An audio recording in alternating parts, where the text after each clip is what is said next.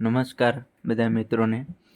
તો આજે જે ડીએલએડ પીટીસીના ફોર્મ ભરવાની જાહેરાત થઈ ગઈ, તેમની સાથે સાથે આજે પ્રાથમિક શિક્ષણ નિયામક શ્રીની કચેરી ગાંધીનગર દ્વારા સમયપત્રક પણ જાહેર કરવામાં આવ્યું છે.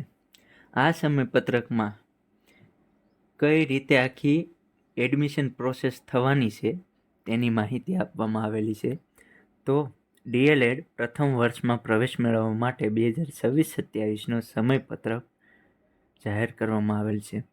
આ સમયપત્રકમાં દર્શાવેલ તારીખોમાં વહીવટી કે અન્ય કારણોસર ફેરફાર થઈ શકે છે. આથી ptc.dpe.gujarat.in અથવા તો dpe.gujarat.in વેબસાઇટ પર જઈ વખતો વખત આપવામાં આવતી સૂચનાઓને અનુસરવાનું રહેશે. તો મિત્રો, એ એવું કહેવા માગે છે કે કોઈ કારણોસર, કોઈ સંજોગો અનુસાર આ જે તારીખો છે એમાં કોઈ પણ ફેરફાર થઈ શકે છે. એટલા માટે આપણે પીટીસીની જે ઓફિશિયલ વેબસાઇટ આપવામાં આવી છે એમાં આપણે જોતું રહેવાનું છે. ત્યારબાદ આપણને પહેલું જે ક્રમ આપેલો છે તેમાં કામગીરી કેવી રીતના થશે અને તેમાં સંભવિત તારીખો કઈ કઈ છે તેની આપણને માહિતી આપેલી છે. તો પહેલું જોઈએ તો ઓનલાઈન ફોર્મ ભરવાનો સમયગાળો. તો કે આપણે ઓનલાઈન ફોર્મ છે તે કેટલા સમયગાળા સુધી ભરી શકશું? તો કે 24/6 થી 11 વાગ્યાથી શરૂ કરીને જે જાહેર રજા સાથે 5-7 રાત્રિના 23:59 કલાક સુધી આપણે ભરી શકશું. એટલે કે 5 તારીખના રાત્રિના 12 વાગ્યા સુધી તમે ફોર્મ અપ્લાય કરી શકશો. ત્યારબાદ સ્વીકાર કેન્દ્રો પર ફોર્મ જમા કરાવવાનો સમયગાળો. એટલે કે આપણે આ ફોર્મ ભર્યું છે ત્યારબાદ આપણે સ્વીકાર કેન્દ્ર પર જઈ અને ફોર્મ જમા કરાવવાનું રહેશે. તેનો સમયગાળો 25/6/2026 થી 6/7/2026 જાહેર રજા સાથેની કચેરીના કામકાજ દરમિયાન. ત્યારબાદ આગળ તો કે કામ ચલાઉ મેરિટની યાદી જાહેર અને મેરિટ સુધારાની રજૂઆત, જે તારીખ 8/7/2026 થી 9/7/2026 સુધીનો સમયગાળો રહેશે. એટલે કે આમ જુઓ તો 1 દિવસનો સમયગાળો આપણને મળે છે. ત્યારબાદ ચોથો તો કે ઉમેદવાર દ્વારા ડીએલએડ પ્રવેશ માટે ઓનલાઈન કોલેજ પસંદગી કરવાની.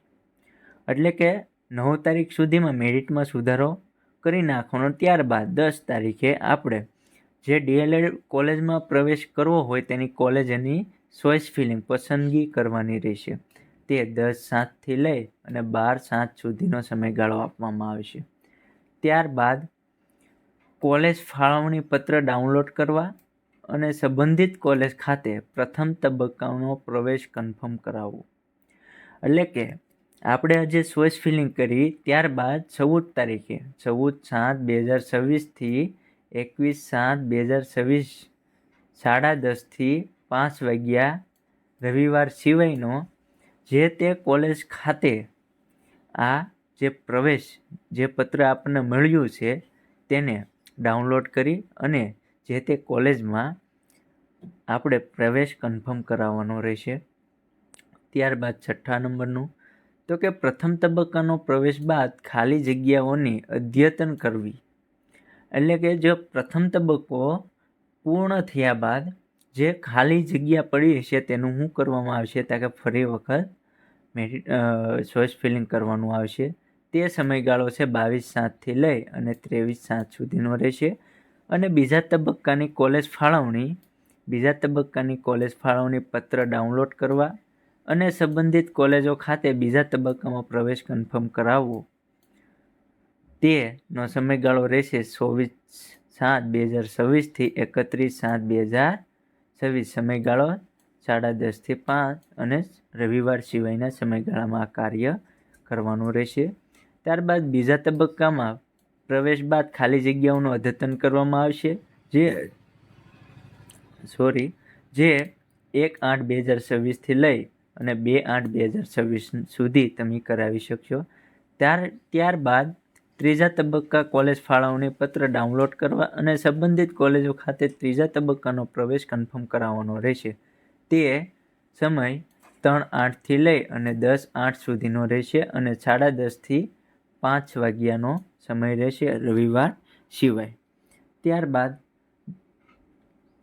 ડીએલએડ પ્રવેશ વર્ષ 2026-27માં સ્વનિર્ભર સંસ્થાઓ મેનેજમેન્ટ કોટાની બેઠકો પર પ્રવેશ અંગે અલગથી સૂચના આપવામાં આવશે. ડીએલએડ પ્રવેશ વર્ષ 2026-27 અંગે તમામ કામગીરી 15/8/2026 પહેલા પૂર્ણ કરવાનું આયોજન છે.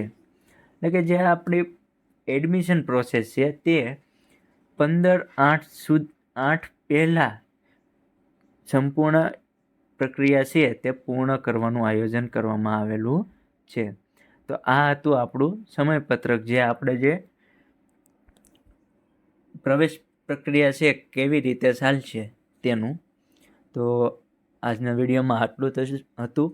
આગળની પણ બધી માહિતી આ યુટ્યુબ ચેનલમાં આપવામાં આવશે, જેથી કરીને ચેનલને સબસ્ક્રાઈબ કરી રાખજો અને તમારા મિત્ર સાથે પણ શેર કરજો. જય માતાજી, જય હિન્દ.